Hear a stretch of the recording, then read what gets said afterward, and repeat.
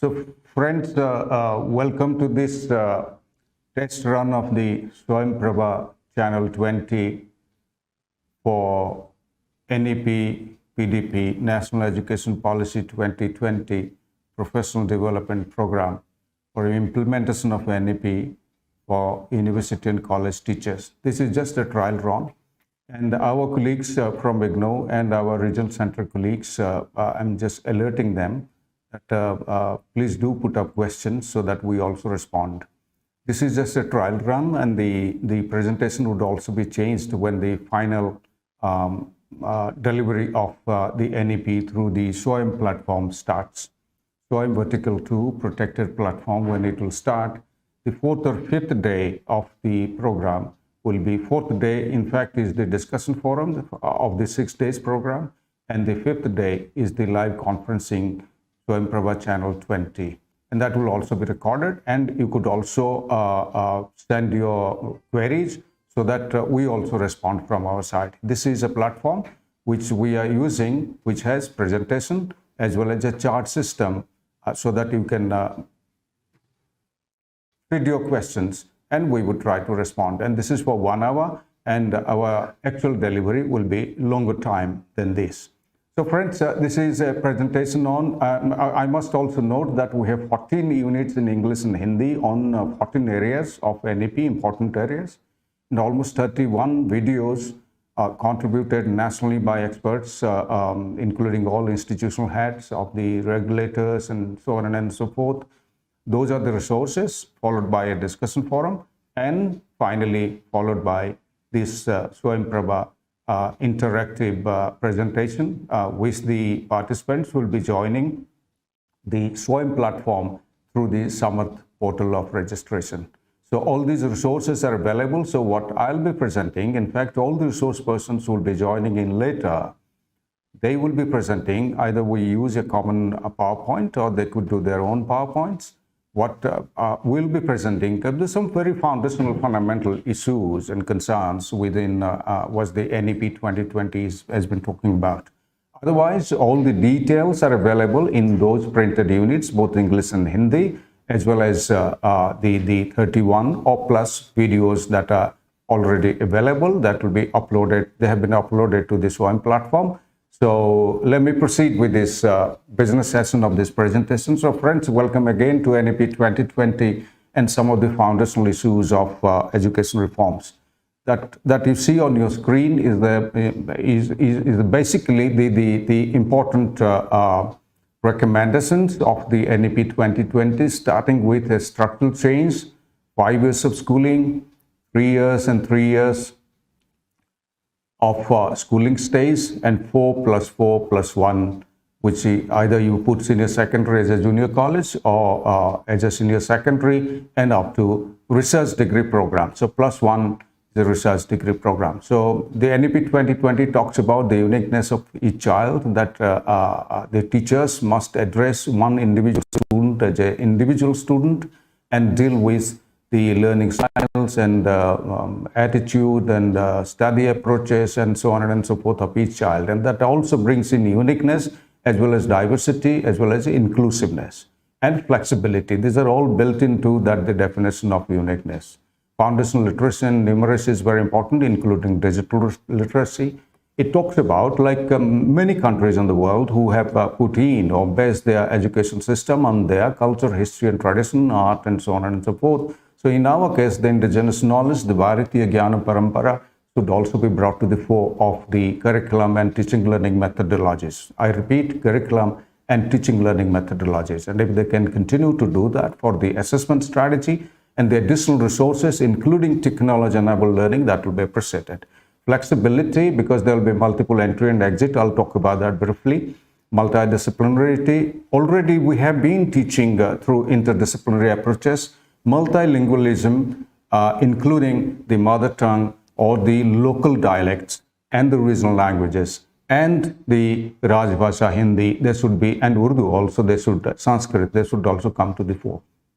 Integrated, because the entire integrated because of the vocational and general higher education, there should be horizontal vertical mobility, number one, and integrated because that there should be holistic development of the individual student or individual child.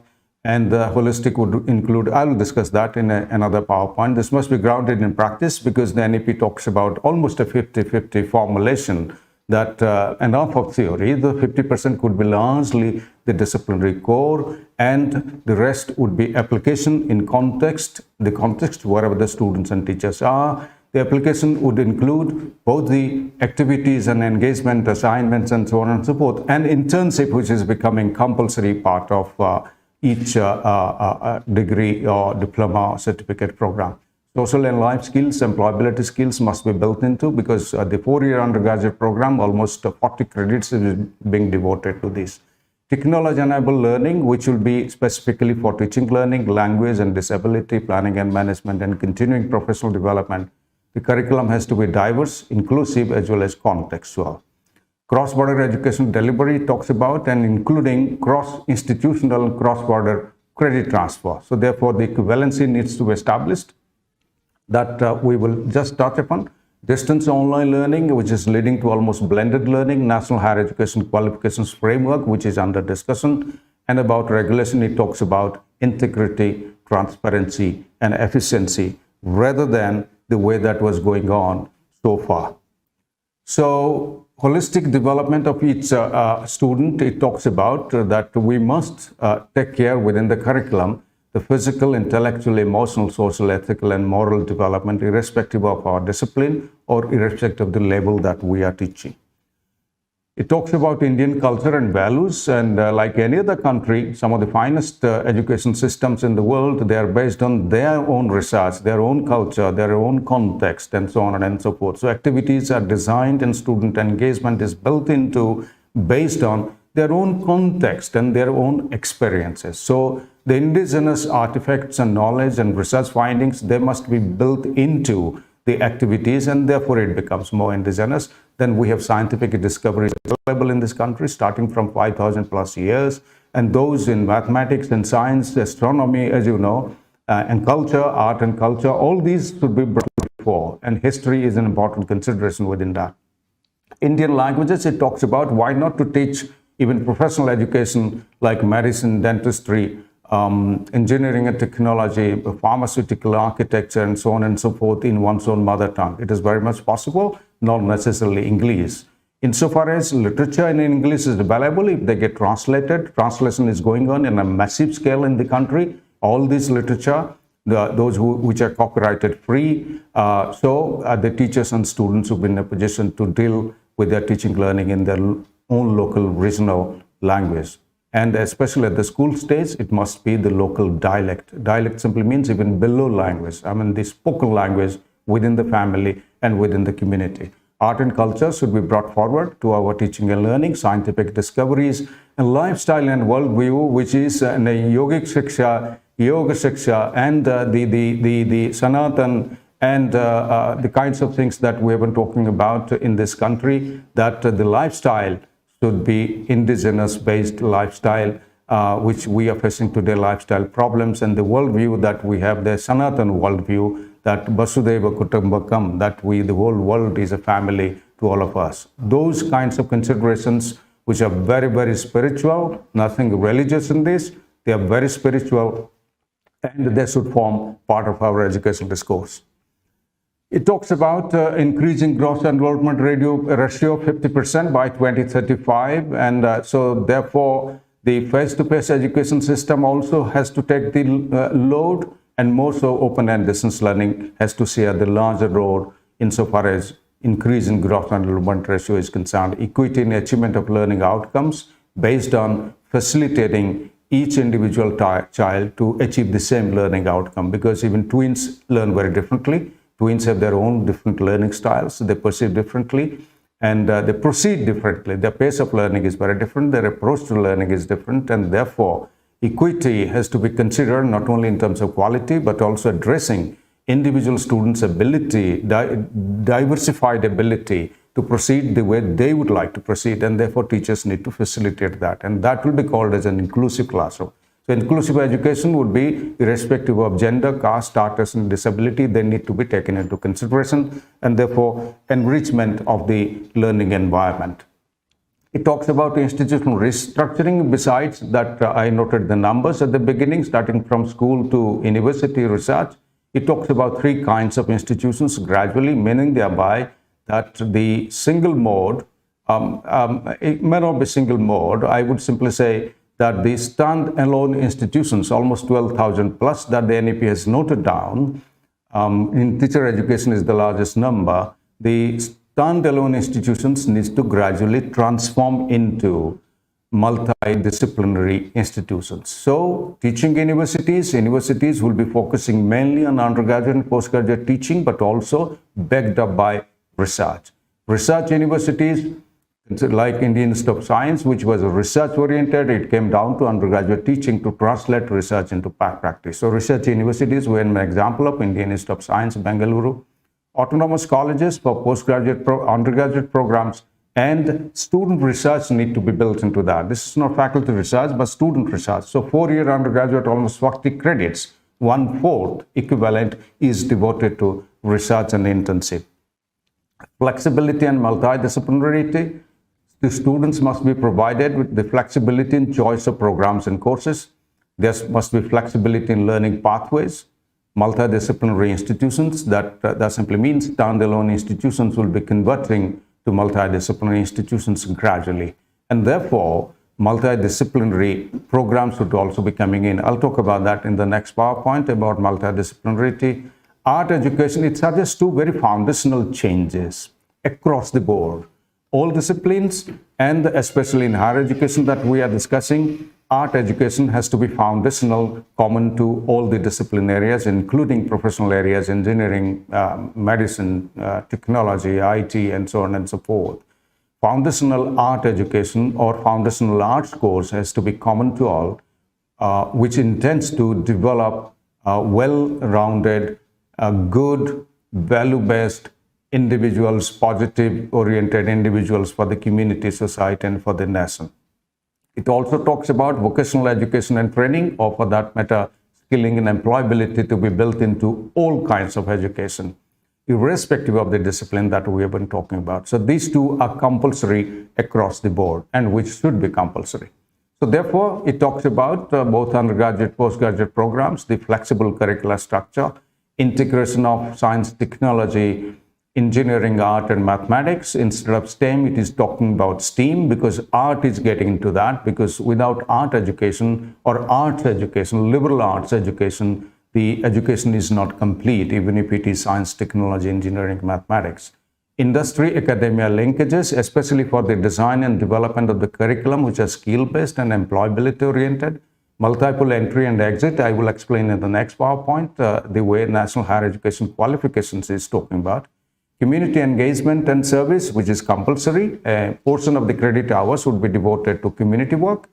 Research and internship, as I said, almost 1/4 of the credit hours in a 4-year undergraduate program is devoted to this, which is compulsory across the board. Across the board means all disciplines at all levels.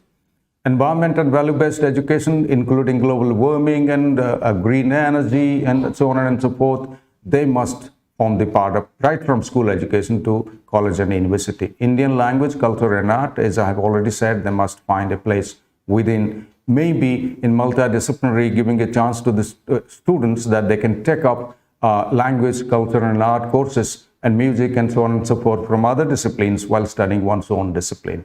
Skill courses, in future, there is more possibility that there will be course-based registration, and therefore the students will be selecting their courses from multiple institutions. So skill-based courses and course-based registration would be the trend for the future, and therefore there will be multidisciplinarity and holistic education. Holistic means all the boxes that you see all put together would be meant as holistic.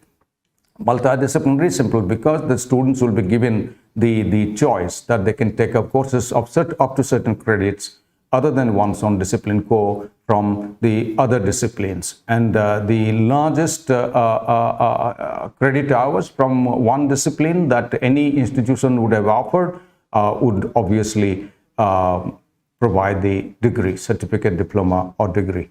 So it talks about 21st century skills openly. We have been talking about this earlier, but now the NEP 2020 talks about openly about this, that these 21st century skills must be focused in all the disciplines while teaching their discipline core, as well as taking courses from other disciplines as multidisciplinary communication skills, independent learning skills, thinking skills, critical thinking, problem solving, creativity, responsibility and ethical skills, leadership skills, digital literacy skills, knowledge management skills, and self-directed learning, self-regulated learning, including happiness skills. And it talks about extensively on happiness skills, how it should be built in. And some of the state governments, some of the universities have also developed their happiness courses and built into their curriculum structure. So it talks about the National Skill Qualifications Framework, which was earlier 10 levels. Now I'm told that it has been brought down to 8 levels. And I will show the 10 levels as well as 8 levels equivalency. So the National Higher Education Qualifications Framework, which will determine the graduate attributes and learning outcomes across disciplines at various levels and different years of study or semesters for each discipline. First year, second year, third year, fourth year of an undergraduate program. I will talk about that in the next PowerPoint, that the revised 8 levels of National Skills Qualifications Framework. So therefore, National Higher Education Qualifications Framework, which is under discussion, which is going to be finalized very soon, they had 10 levels and they need to comply with the 8 levels. So levels 4.5 to 6 is undergraduate, level 7 postgraduate, level 8 research. It talks about the process. I will show one sample of the National Higher Education Qualifications Framework. Professional knowledge, subject and profession. It talks about within that the specialization, the depth, the multidisciplinarity, the breadth, and the concrete to abstract, segment to cumulative, the kinds of approach that one has to talk about, and the complexity of knowledge within that discipline core. It also talks about professional skills, core skills, and the final responsibility when one takes up a job in the world of work. So at any level. So what would be that responsibility based on all these professional knowledge, professional skills, and core skills? So NEP 2020 talks about emphatically that 19 to 24 age group, right now 5% students are only exposed to vocational education. South Korea 96%, Germany 75%, USA 52%. That's what the NEP notes down. It might have changed after that. So therefore, this percentage needs to increase. And 19 to 24, which is almost the last year of the schooling and the 4 years of undergraduate program, vocational education is to be built into seriously, and therefore to enhance the skilling and employability of the graduates. Each child, one vocational area in the school they have to take. There should be integration of school vocational education with higher education vocational education. And in the schools, there should be skill labs, collaboration with ITIs. I'm sorry, it is not ETs, it is ITIs. ITIs, polytechnics and industries. By 2025, 50% of the school and higher education students must be exposed to vocational education, which is the SDG 4.4. SDG is Sustainable Development Goal 4.4. Higher education institutions, especially the 4-year undergraduate program, must be vocational oriented. There can be certificate and vocational soft skills also available. Hand in hand, there should be academic capacity building and vocational capacity building. There are 2 ways to do this. One is to take up vocational courses of one's own choice. And the second one is that the academic courses must be applied in context, and therefore they should be skill oriented. Lokavidya, it talks about Lokavidya, that is Lokavidya, people's knowledge, that is indigenous vocational education. They should be, we had very strong indigenous vocational education even today, based on which all these artifacts and architecture have been created, including mathematics, arithmetic, and so on. And say, for instance, Bharatiya Ganit, which is Lokavidya, I would consider. And because mathematics is applied to almost all kinds of activities that we do, mathematics and arithmetic are the base. So Lokavidya should be brought to the curriculum. National Skill Qualifications Framework, expansion of each discipline, vocation and discipline, profession. So vocation and profession need to be built into the framework, which is now 8-level framework instead of 10. There should be recognition of prior learning, almost 50-50 if it is possible, 50% of credit exemption based on the prior skilling experience or learning experience, and 50% additional credits could lead to a degree. This is based on international level organization, international standard classification of occupations that the NEP has talked about. This is your higher education qualifications framework, friends. So level 5, and now it is level 4.5, that this is revised. Undergraduate certificate of 40 credits, then one can do an additional credit to get into the world of work with an internship. Level 5, which was earlier level 6, is undergraduate diploma. This is a 2-year program of 80 credits. Then one has to do certain credits again to go to the world of work. One can come back to complete the 3rd year, which is 5.5 equivalent to NSQF, complete another 40 credits, totaling 120 credits, and can also leave and be pharma, for instance, or be archaeology, integrated teacher education program, BA, B.Ed integrated program, all will be falling under level 3rd level, that is 5.5. Level 6 is bachelor's, 4-year honors bachelor's degree, 160 credits that completes the undergraduate program. The first year master's program could be called a PG diploma with additional 40, and the second year could be 1 year for the 4-year undergraduate, those who have completed, leading to 80 credits, and level 7 is level 8 is the doctoral program. So instead of level 10, that will be level 8. So what is the interpretation of National Education Qualifications National Higher Education Qualifications Framework compatible with National Skill Qualifications Framework? It talks about 2 things. It talks about knowledge and skills, both disciplinary and interdisciplinary. In any discipline that you are teaching, it talks about generic learning outcomes. And what will be the generic learning outcomes? 4.5 to 8 revised, for instance. It talks about knowledge, skills, application, generic learning outcomes, values, and employability. So generic learning outcomes would include problem solving, critical thinking, creativity, communication, analytical reasoning, research skills, coordination, collaboration, leadership, learning to learn skills, digital literacy, multicultural competency, value inculcation, autonomy and accountability, environmental awareness, and community engagement.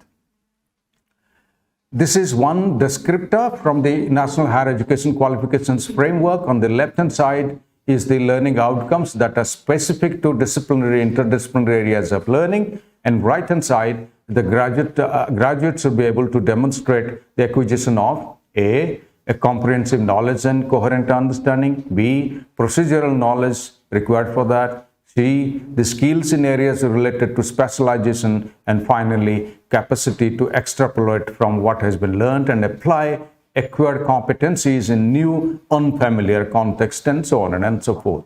This is just one explanation of the descriptor of the National Higher Education Qualifications Framework, and these would be transformed into what is called learning outcomes, and graduate attributes would also be built into this.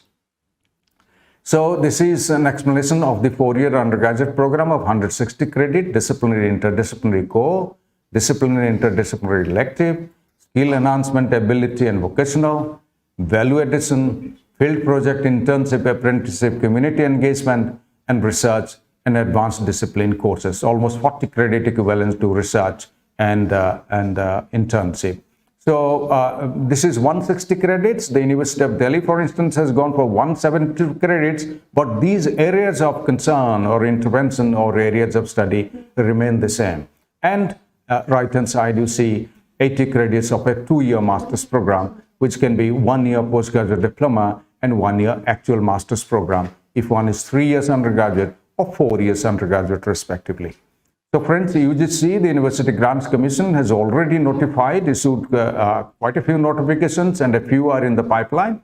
Guidelines for multiple entry and exit, UGC Academic Bank of Credits, guidelines for internationalization, guidelines for apprenticeship or internship, Institutional Development Plan 2020, that each institution is developing their 5-year plan, National Higher Education Qualifications Framework, which is under discussion, and ODL, Online Learning Regulations Amendment 2022. So friends, what is coming up? This is a graphic representation of what the NEP is talking about, that the credit hours should be distributed depending on the discipline and the professor who is teaching into 3 areas. That some of the credit hours could be resource-based learning, which could be called self-paced learning, learning by self. Some of the skill, hands-on activities, engagement in context could be face-to-face context. Some of the credits will be going there. And some of the collaborative engagement, doing collaborative projects, including portfolio cases, problem-based, project-based, could be online collaborative learning. So self-learning, face-to-face and online, that is the kind of blending that the NEP is talking about. And right now, almost 40 credits in a program of study one can take, especially in an undergraduate program, that one can take from the national platform called SWAM. So that simply means 60% is teaching face-to-face within the campus and 40% one can take from SWAM. So already the blending has already been suggested. Some of the institutions are already doing this blending. But that blending needs to be extended irrespective of whether one is teaching face-to-face, distance, online, or blended. Self-paced learning, self-learning, face-to-face, largely hands-on, online collaborative learning, doing projects together individually and together. This is a formulation that is coming up in reforms in pedagogy and curriculum design. Left-hand side, you see that all these areas that we need to consider while developing a program blueprint or concept mapping, including your needs analysis, national and regional developmental needs, human resource requirements, global developments, faculty expertise, research and development, indigenous knowledge-based Bharatiya Jnana Parampara, and learner's profile, and so on and so forth. That leads to a concept mapping or a program blueprint, and the program blueprint will be translated into learning outcomes, and learning outcomes would be indicating the kinds of learning activities that the students will be engaged with, and formative and summative assessment that will be actually assessing the learning outcomes vis-a-vis those learning activities. And while doing the program blueprint, multidisciplinary, multiple entry and exits need to be considered. Discipline, interdiscipline, skill-based, social and life skills, vocational, job-related and professional skills need to be built into, irrespective of the discipline that one is teaching. This is a consideration that you could, a formulation that you could consider based on those derivations, graduate attributes, learning outcomes, existing learning experiences. Based on these modular course-based, credit-based, mapped-based courses could be, mapped-based means concept mapping-based courses could be, modules could be developed.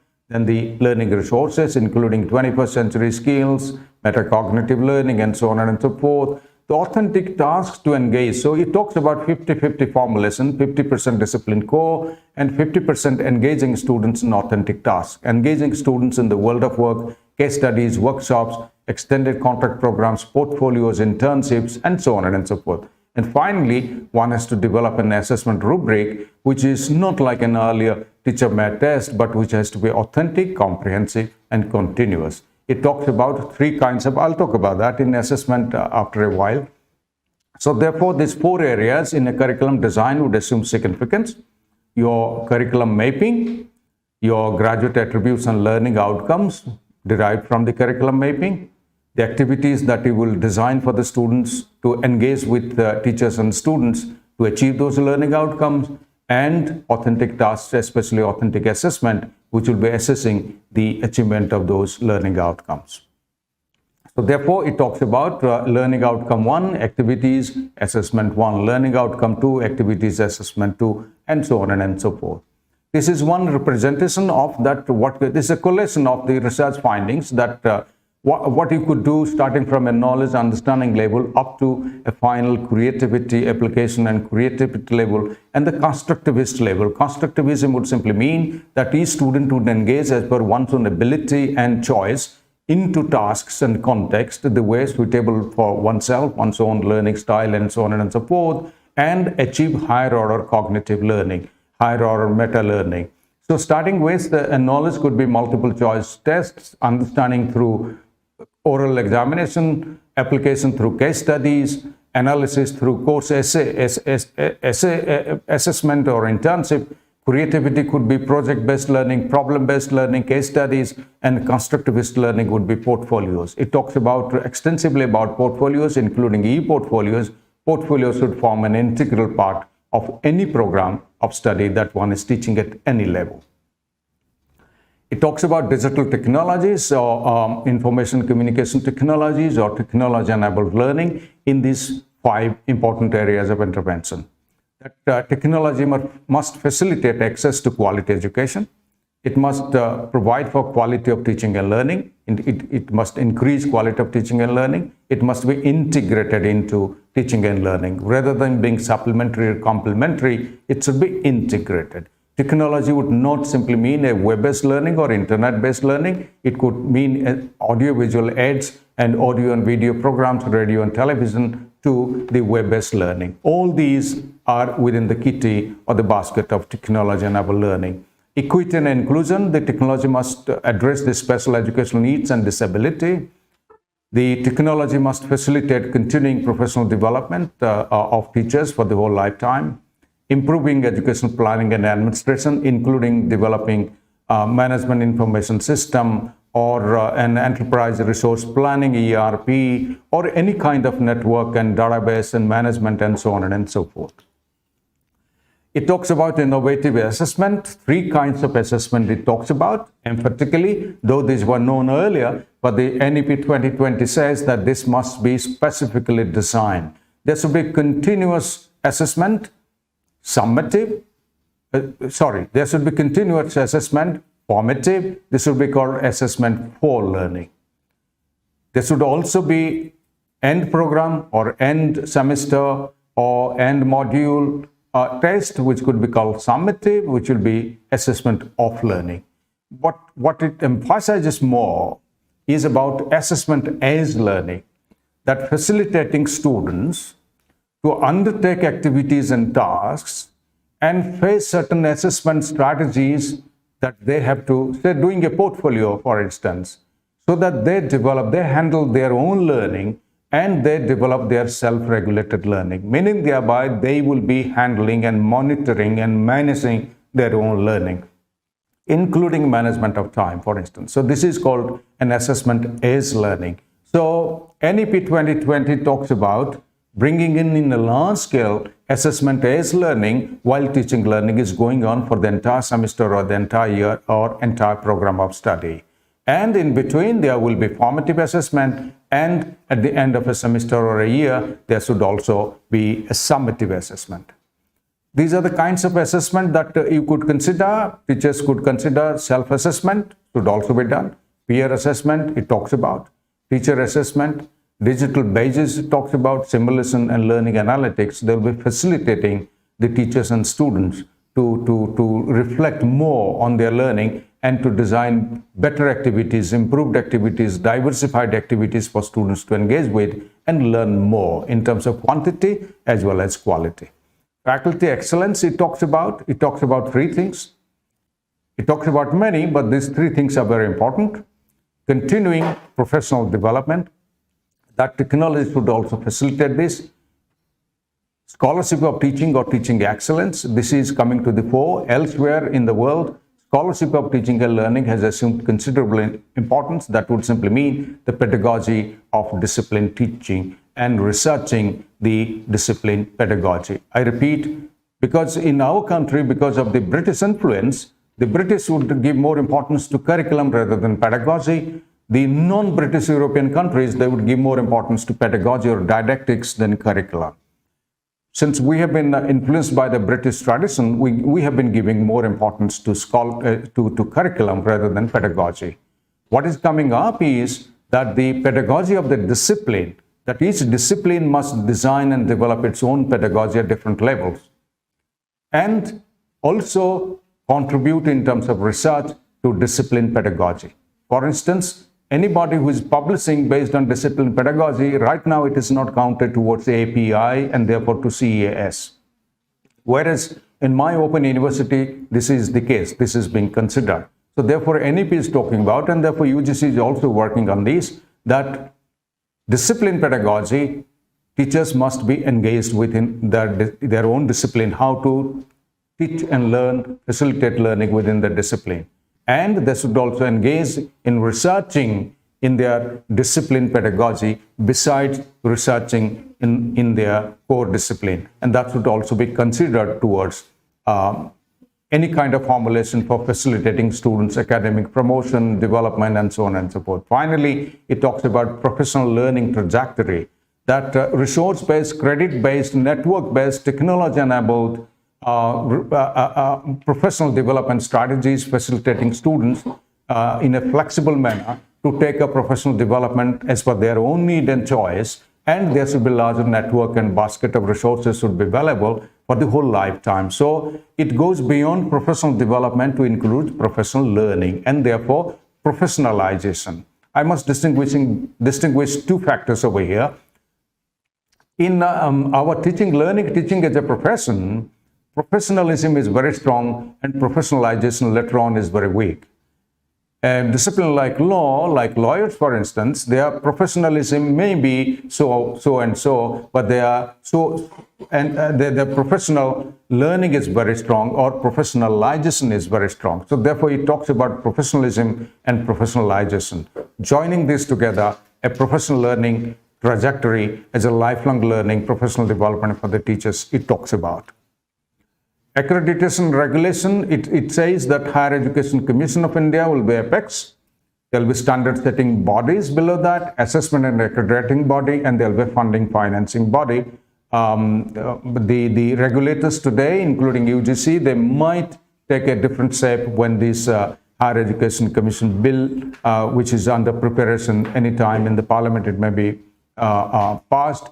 When this comes up, then all this new formulation it talks about will be coming up. So it talks about accreditation and regulation to be as less as possible, and more facilitation should be done for standard setting, curriculum design, quality assurance, and so on and so forth. And it talks about excellence in research, and it talks about creating a national research foundation nationally, which will also be a funding agency for research in the country across all disciplines. So friends, thank you very much. I have completed my presentation. If there will be any questions, we'll be very glad to respond to your questions. RC Ahmedabad has asked, can we get this presentation? Yeah, we'll be sending this presentation to you. We will be improving this presentation in the future, because many other resource persons will join in to make presentations from time to time at different batches of teachers who will be getting admitted. But we will immediately email the presentation to all our regional center colleagues. RC Bijapur has asked, prior learning includes self-acquired knowledge without any formal education or guide or gurus. Of course, it will include that, but the standards and the indicators that will be set up based on certain formulations of RPL, because RPL formulation is going on. So UGC is coming up vis-a-vis the Skills Ministry, National Skill Qualifications Framework and National Higher Education Qualifications Framework.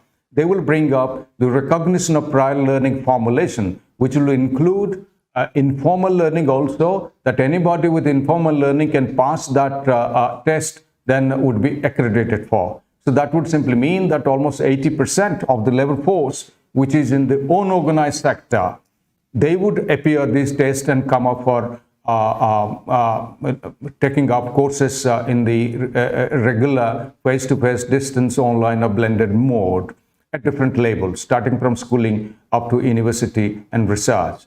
Meaning thereby, for instance, at IGNOU, as you are aware, I must also declare, because this has already been declared, that the ITIs, polytechnics, Pradhan Mantri Kaushal Kendra, and so on and so forth, especially ITIs and polytechnics, and especially also in the defense sector, those who have got their experience based on vocational skills, the skills that they are doing, almost 50% of the skills will be accredited, meaning thereby the 50% credit exemption will be given by IGNOU, and 50% content that IGNOU will provide towards an undergraduate degree. So that would simply mean 50% of credits will be recognized as prior learning.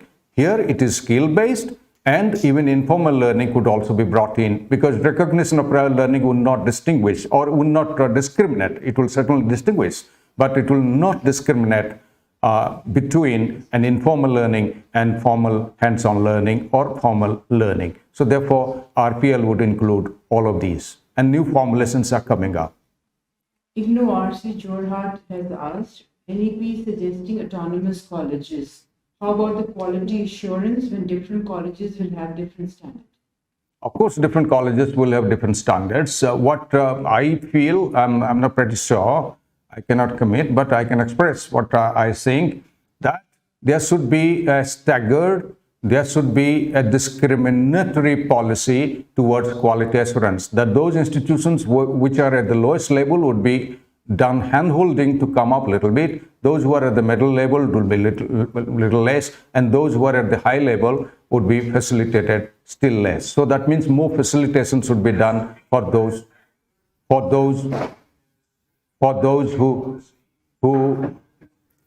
who have low level, or whatever the definition of low level based on the National Accreditation Assessment Council or any other National Board of Accreditation or any formulation. I think that kind of a staggered and discriminatory policy should be at place to do hand-holding, and based on that, funding should be made available. So the quality standards would differ. Obviously, they would differ. There will be institutional differences, and this will, of course, as you have rightly said, this will be more visible in the individual autonomous colleges. But since they'll be given autonomy, they will also have the autonomy as well as accountability to enhance their standards. Enhancing standard would simply mean, for me, enhancing the standard of the teachers, enhancing the standard of teaching learning process and the assessment strategies. Okay, another question is, will there be one research foundation to all disciplines? That's what is proposed.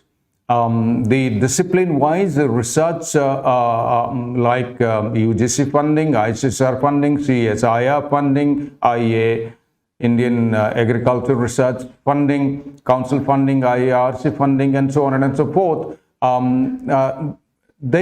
Obviously they would continue, but there will be a National Resource Foundation which will take care of the research, fundamental research, and patenting in the country, and which will also be funding the other funding agencies to further fund. This is my understanding, unless we have the formulation in place.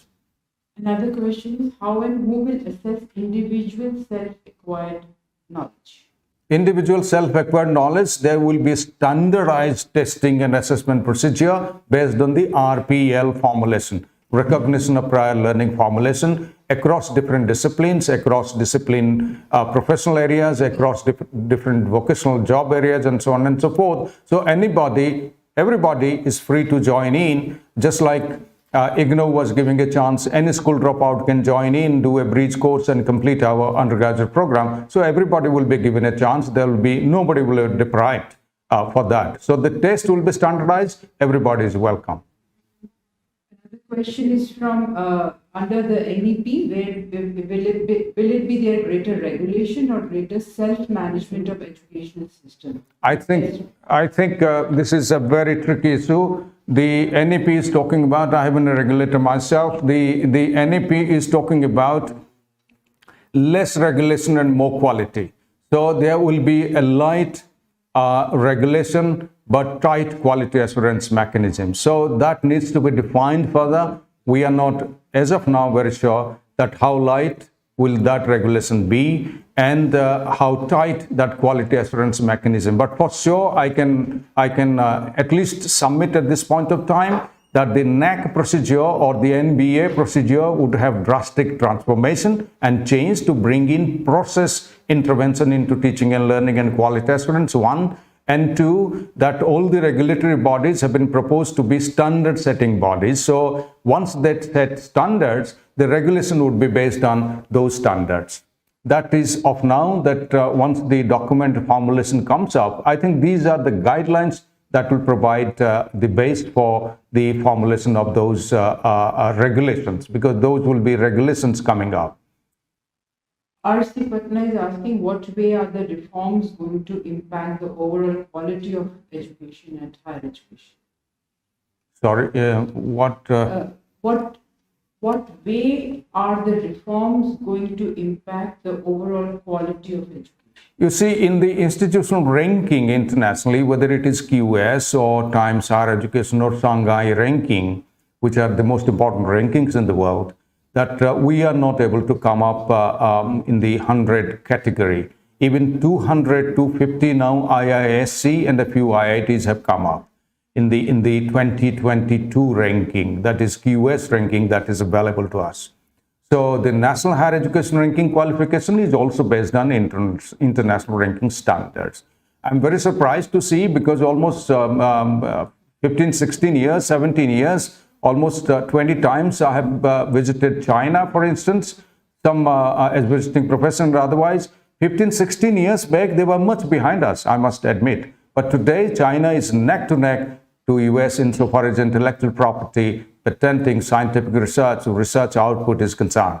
So therefore, even if their language is Mandarin, and there are a lot of problems in English, so therefore, the first impact would be that we would be competing internationally insofar as our standard, quality, and therefore ranking is concerned. And ranking is based on international ranking standards rather than our indigenous or internal ranking standards, point number one. Point number two, that there will be overall quality insofar as holistic education is concerned. Physical, mental, emotional, social, ethical development, environmental, and so on and so forth is concerned. Number three, that the student would be able to expand one's own horizon of understanding as well as one's own employability skills by multidisciplinary education by taking courses from other disciplines. Number four, it talks about, I recall, I'm not sure whether I should say that, there's nothing wrong saying that, we are in public domain, by the way. So my son was studying in the 4-year undergraduate program, for instance, in University of Delhi earlier, which was withdrawn as 3 years. The 4th year was devoted to 2 semesters, 1 semester equivalent to social and life skills and happiness skills, and another semester credit hours were devoted to research skills. Those have been significantly brought forward. So therefore, a graduate today with this new system would be coming up with holistic skills, holistic social and life skills, and holistic employability skills. Both are required. Employability skill is very low and holistic skill is almost negligent today. Those would be significant benefits. And the final benefit that I can think of quickly right now is that from the schooling stage, the research, investigation, critical thinking, so the research skills would be forming compulsory part of the senior secondary or the junior college education, and this will be coming up to undergraduate and postgraduate, especially undergraduate level. Almost 40 credit equivalent is devoted to 1/4 credit hours is devoted to research and research intensive skills. I think these are the benefits which will be contributing to overall impact of especially higher education towards employability, happiness, happy living, social harmony, community engagement, environmental protection, and finally contributing to national development and national gross domestic product, or maybe per capita income, if you would like to say that. Any toll-free number this time? At this time, no, but Dr. Mathli, later on, we will provide a toll-free number also beside the chart. This is a good suggestion. We will submit to our Swayam Prabha colleagues and Swayam colleagues if they could also build that in. This is a good suggestion. Any date for implementation at IGNOU level? IGNOU has already started implementing NEP 2020, by the way.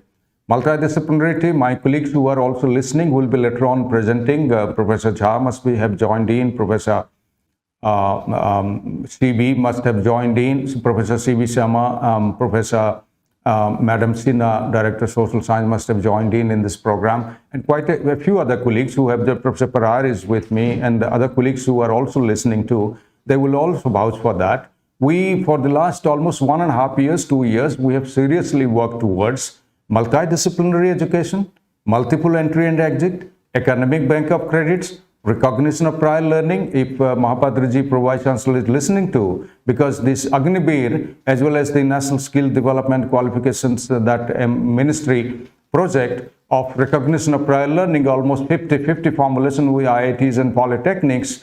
I will request him to make also a presentation intervention sometime in the NEP. and his video is about assessment strategies, but we can also have a video based on RPL from him, which will be contribute 10 to 15 minutes video. All these technology-enabled learning, all these we have progressed a lot insofar as IGNOU is concerned. And I know quite a few other institutions in the country they have progressed, including IITs, IIMs, and quite a few. But many have not as much. I will not say in public domain, but they are still preparing towards vis-a-vis the institutional development plan, which is common to everybody. Please do have a look at institutional development plan document of UGC, which is under circulation and discussion also. And we at IGNOU, we have already done last year institutional development plan for the 5 years with budgeting and requirements and so on and so forth, committing that quantity and quality of teaching and learning, and including employability and placement and so on and so forth. So I think IGNOU for almost 1.5 years, I must submit that we have evidence that we have progressed in these areas.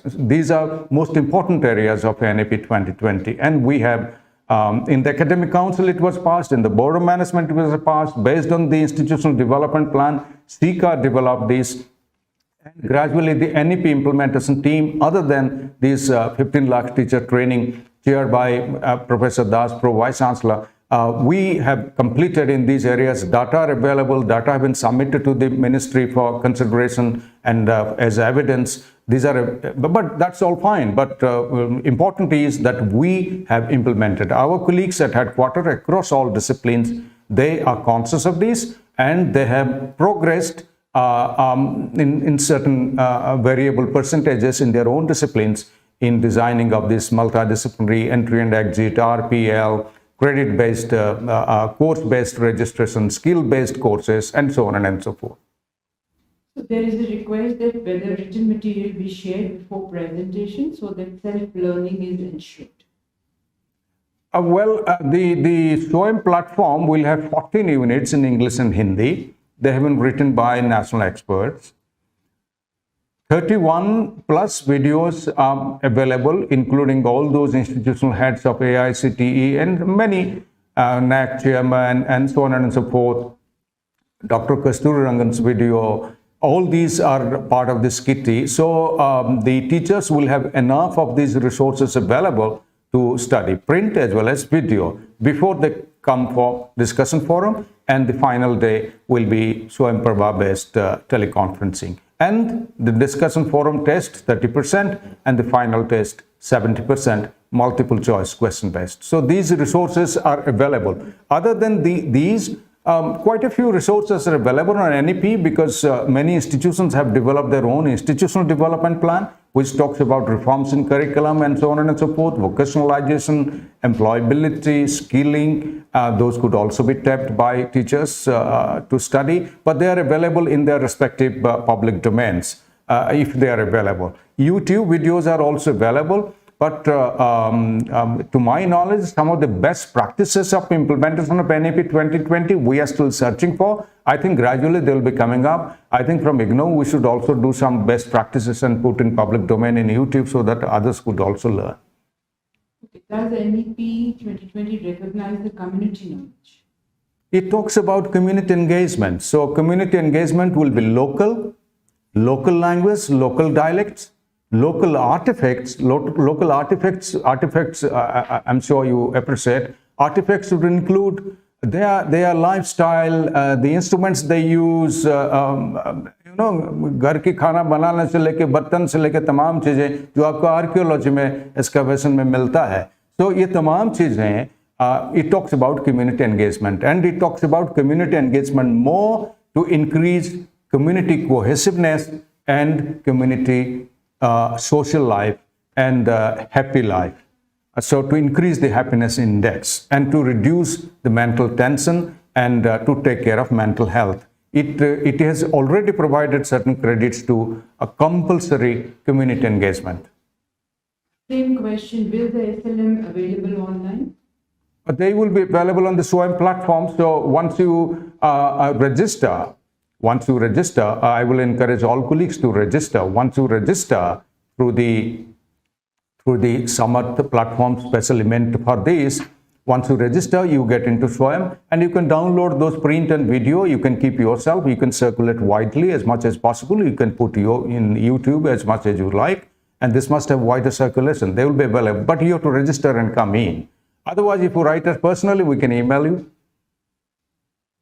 Okay, again, any mechanism for providing academic credits for creating intellectual property?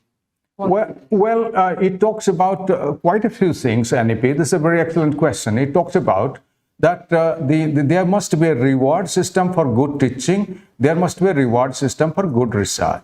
Good research, which are foundational, fundamental, basic research, and which will be leading towards patenting. So intellectual property and patenting should be rewarded. And the National Research Foundation should take care of that. It talks about that very extensively. So we look forward to that this should be worked out in the new formulation and regulation. How quality can be ensured in diversified education system in India? Well, quality is what the teachers and students think as quality. There will be quality indicators, but their perception of quality based on that same indicator would also vary.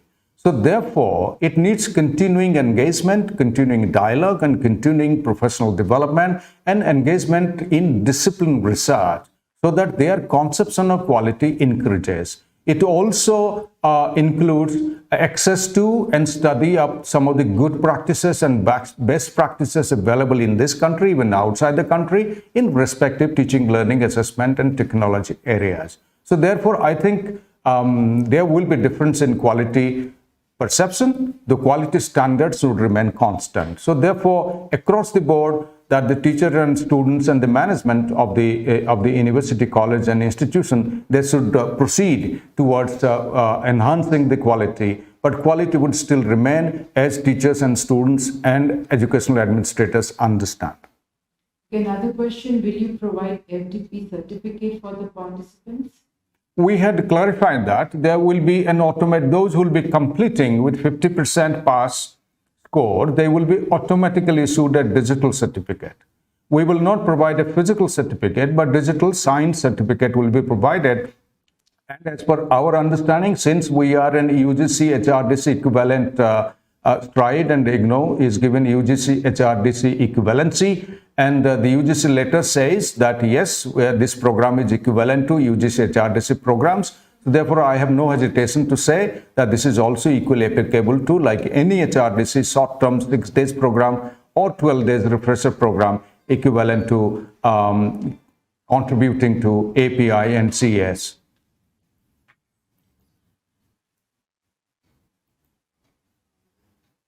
Okay, how NEP is facilitating technology-enabled teaching and learning, and that should be at the last.